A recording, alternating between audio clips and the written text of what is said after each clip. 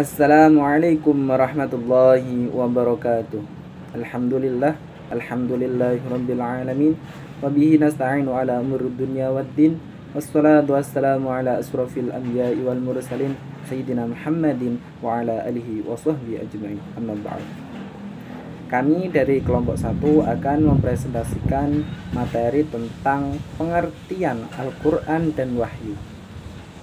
Nama saya Dimas Setiawan, nomor NIM 2022100025. Saya di sini akan menerangkan atau mempresentasikan tentang pengertian Al-Quran.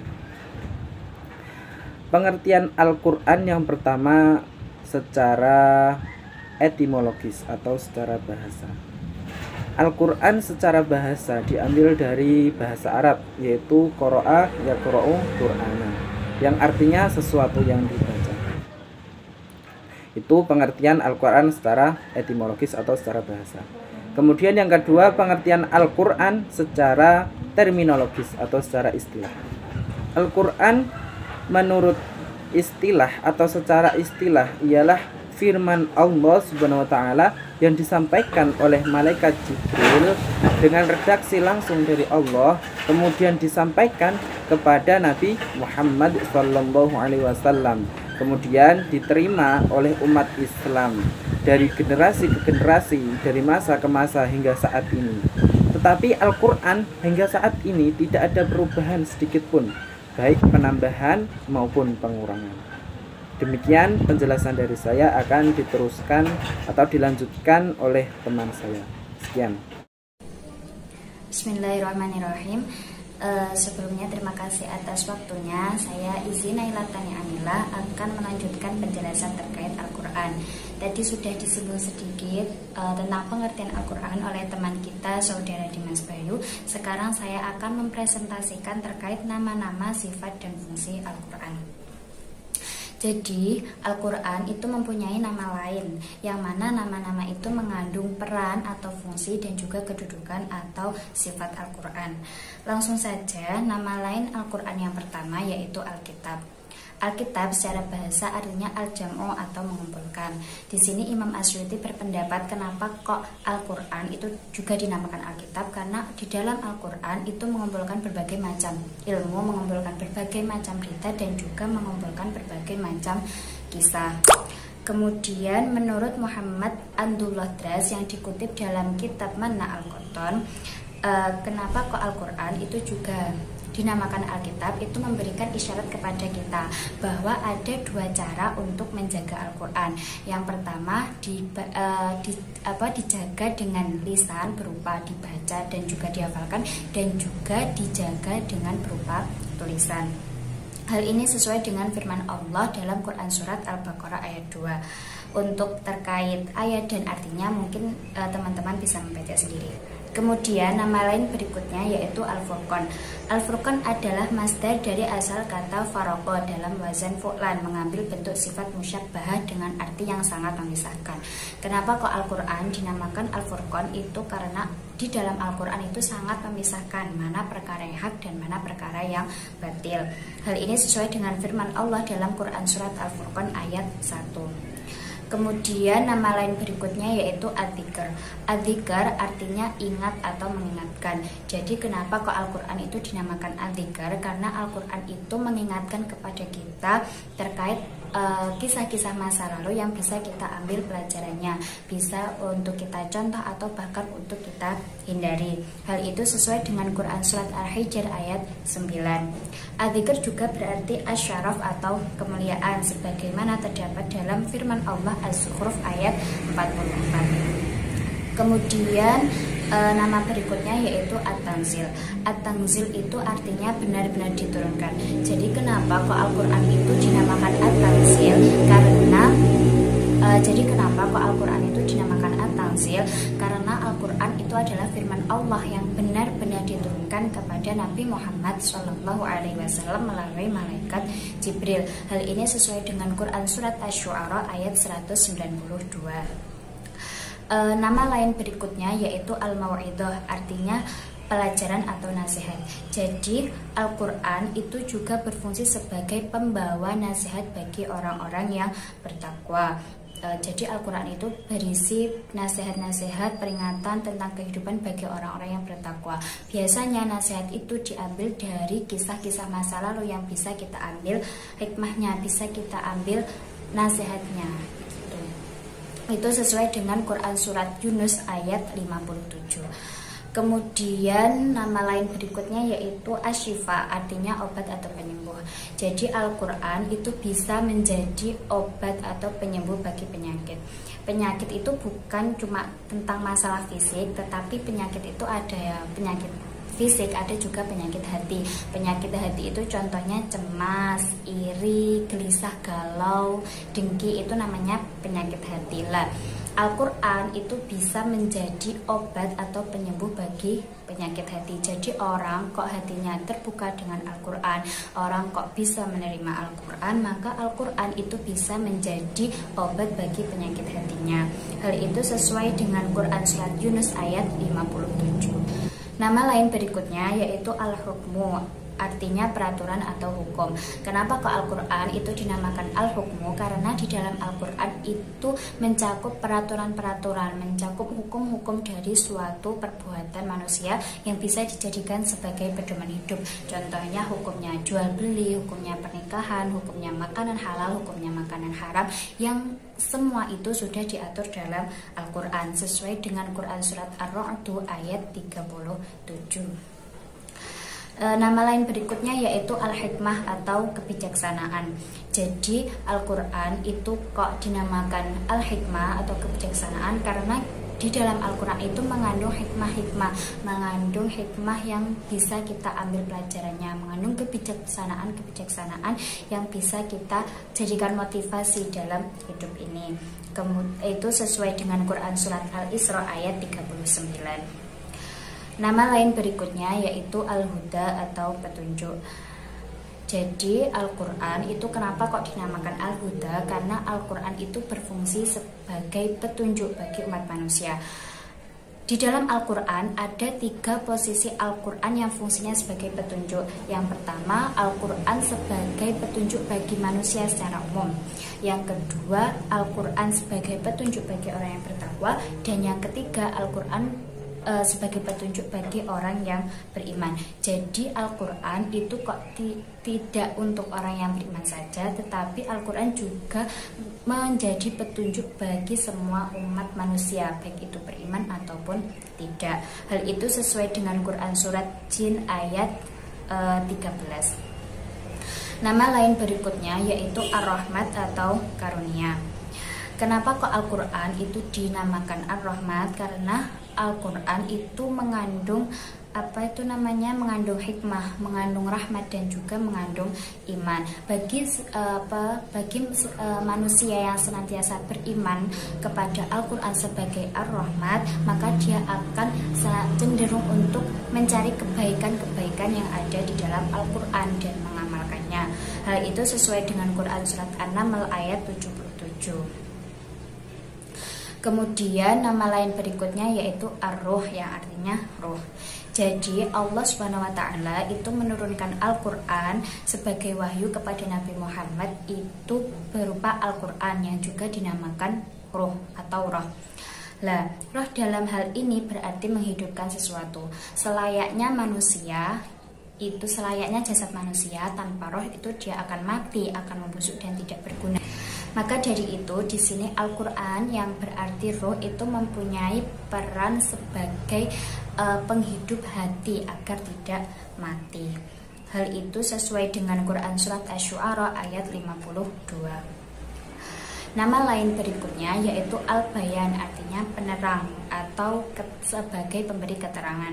Jadi kenapa kok Al-Quran itu dinamakan Al-Bayan? Karena di dalam Al-Quran itu menerangkan perihal perkara mana yang baik, perihal perkara mana yang buruk, mana yang lurus, mana yang sesat, mana yang hak, dan juga mana yang batil, mana yang palsu dan mana yang benar.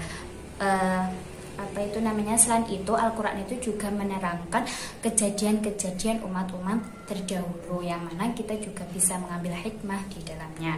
Hal itu sesuai dengan Quran Surat Ali Imran ayat 138.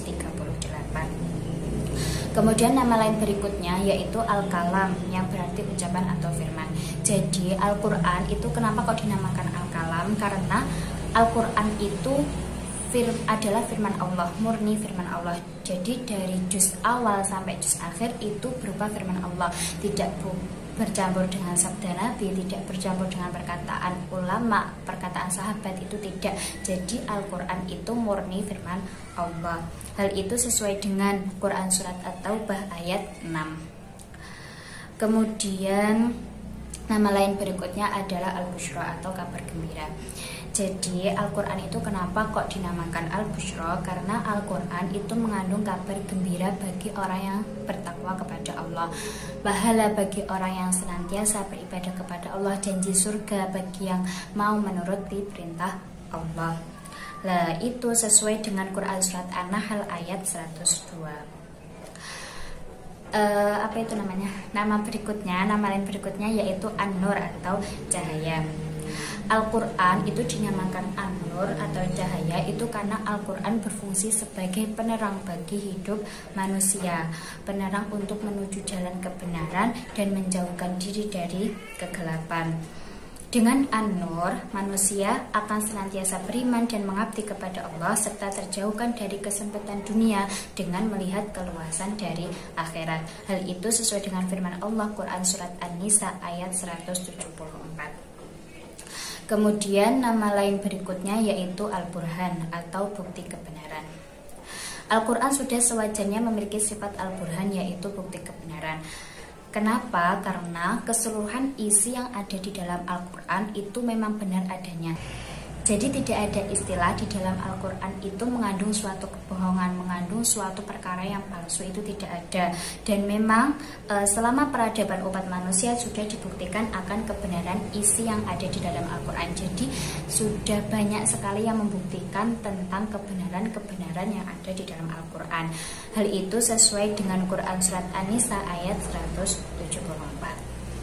Itulah sedikit penjelasan terkait nama-nama, sifat dan fungsi Al-Quran. Wallahu a'lam bishawab. Selanjutnya akan dilanjutkan penjelasan terkait wahyu oleh teman kita saudari Aulananda. Kemudian saya akan menjelaskan tentang pengertian wahyu. Pengertian wahyu di sini dibagi menjadi dua, yakni secara etimologi dan secara terminologi. Saya akan menjelaskan pengertian secara etimologi terlebih dahulu. Menurut Al-Fayuni, pengertian wahyu secara bahasa adalah kitab dan juga petunjuk, risalah, ilmu, pembicaraan rahasia, dan segala sesuatu yang disampaikan kepada orang lain.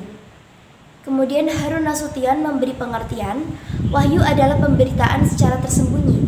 Dengan cepat, dengan kata lain, wahyu diartikan sebagai penyampaian firman Tuhan kepada orang pilihan agar diteruskan kepada umat manusia. Dari Rashid Ridha berpendapat bahwa kata wahyu dapat diartikan sebagai pemberitahuan tertutup tanpa pengetahuan pihak lain. Hasan Zaini dan Rodiyatul Hasanah berpendapat bahwa wahyu adalah masdar dari kata kerja waha yahi wahyan, yang memiliki arti mengirim utusan, memberi isyarat, berbisik-bisik, berbicara pada tempat yang tersembunyi yang tidak diketahui oleh orang lain. Kemudian pengertian wahyu secara terminologi. Menurut istilah, wahyu diartikan sebagai pengetahuan yang didapat oleh seseorang dari dalam dirinya, disertai keyakinan bahwa hal tersebut berasal dari Allah Subhanahu wa Ta'ala. Wahyu yang Nabi dan Rasul terima adalah penyampaian wahyu ke dalam jiwa. Allah menghendaki Nabi dan Rasul sebagai penyampai pengetahuan dan petunjuk untuk umat manusia. Kemudian istilah wahyu digambarkan di dalam Al-Quran sebagai berikut.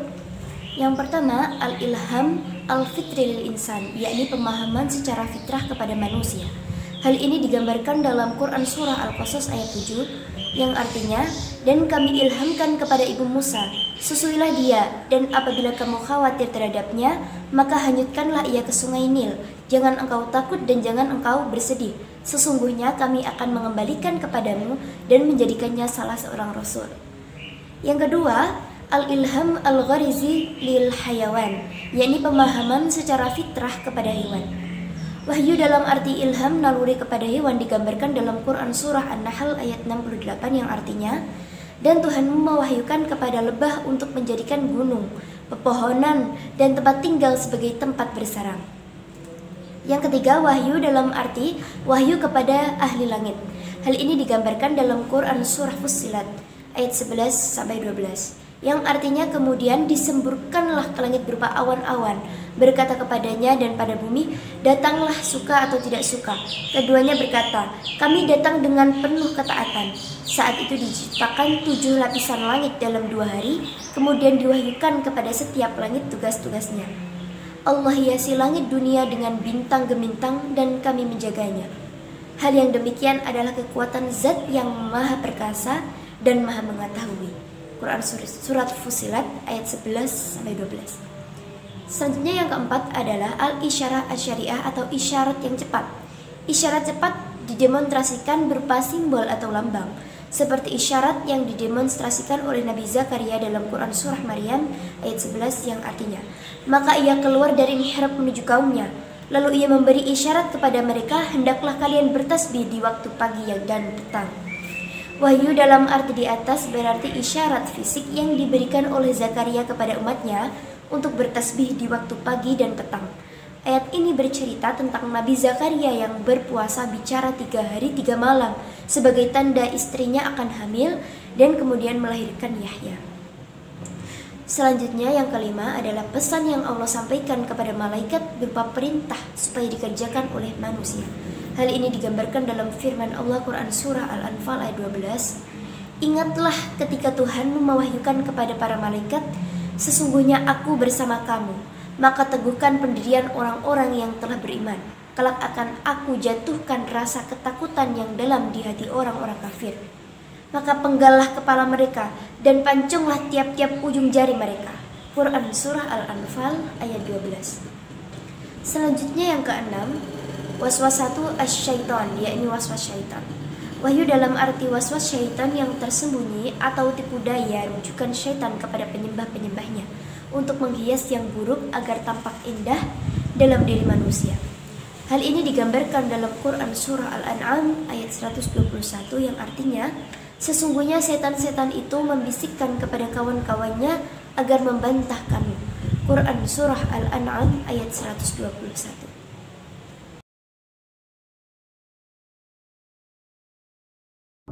Assalamualaikum warahmatullahi wabarakatuh. Sebelumnya perkenalkan, nama saya Ahmad Abdul Iwan. Di sini saya akan melanjutkan presentasi dari kelompok 1 mengenai cara turunnya wahyu. Pada dasarnya cara penurun wahyu itu dibagi menjadi beberapa hal sebagai berikut. Yang pertama, melalui mimpi yang benar. Wahyu dengan cara ini langsung disampaikan kepada Nabi dan Rasulnya tanpa perantara malaikat. Jadi tanpa perantara malaikat Jibril maksudnya.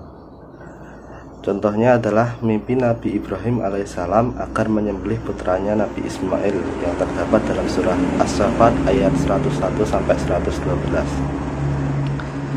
Mungkin teman-teman bisa nanti lihat terjemahnya di makalah kami. Lalu yang kedua, cara penyampaian wahyu Allah kepada para nabi dan rasulnya yaitu dari balik tabir. Penyampaian wahyu dengan cara ini adalah kepada nabi dan rasulnya juga bersifat langsung, tidak melalui perantara malaikat. Jadi tidak melalui perantara malaikat Jibril juga.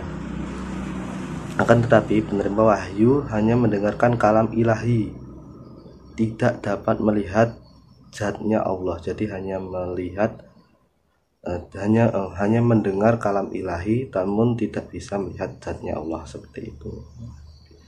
Contohnya seperti yang terjadi pada Nabi Musa alaihissalam yang terdapat dalam surah Al-A'raf ayat 143, dan terjemahnya nanti teman-teman bisa lihat di makalah kami.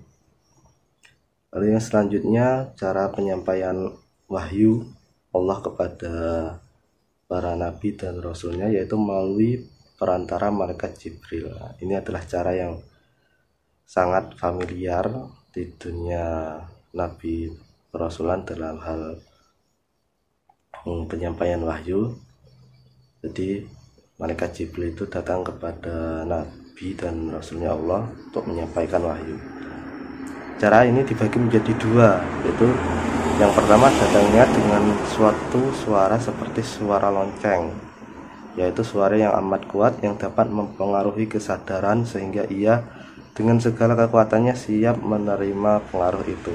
Cara ini adalah yang paling berat bagi Rasul. Apabila wahyu yang turun kepada Rasulullah dengan cara ini, biasanya beliau mengumpulkan segala kekuatan dan kesadarannya untuk menerima, menghafal dan memahaminya.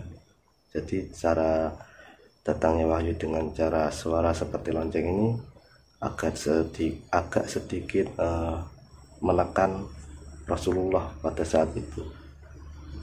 Lalu yang kedua, malaikat menjelma kepada Rasul sebagai seorang laki-laki. Cara ini gimana? Cara ringan. Jadi cara yang paling ringan menurut Rasulullah, karena malaikat Jibril itu datang kepada Nabi Muhammad dengan menjelma seperti seorang laki-laki, kadang menjelma seperti sahabat Nabi. Karena adanya kesesuaian antara pembicaraan mereka, jadi beliau mendengarkan apa yang disampaikan pembawa wahyu itu dengan senang dan merasa tenang seperti seseorang yang sedang berhadapan dengan saudaranya sendiri. Jadi tidak ada tekanan, lebih mudah bagi Nabi untuk menerima, menghafal serta memahami apa yang disampaikan oleh malaikat Jibril tersebut. Seperti itu. Dari penjelasan di atas dapat disimpulkan bahwasanya cara penyampaian wahyu kepada Nabi dan Rasul adalah melalui 3 cara, yaitu 1. Melalui mimpi yang benar, yang kedua dari balik tabir, yang ketiga melalui perantara malaikat Jibril. Kemudian cara penyampaian wahyu melalui perantara malaikat Jibril ini dibagi menjadi 2 lagi. Yang pertama menyampaikan melalui suara seperti suara lonceng, dan yang kedua malaikat menjelma menjadi rasul. Malaikat menjelma datang kepada Rasul menjadi seorang laki-laki. Mungkin hanya itu yang bisa saya presentasikan untuk saat ini. Yang kurang lebihnya mohon maaf. Saya mewakili seluruh teman-teman dari kelompok 1. Apabila masih banyak kekurangan, kami mohon maaf. Wassalamualaikum warahmatullahi wabarakatuh.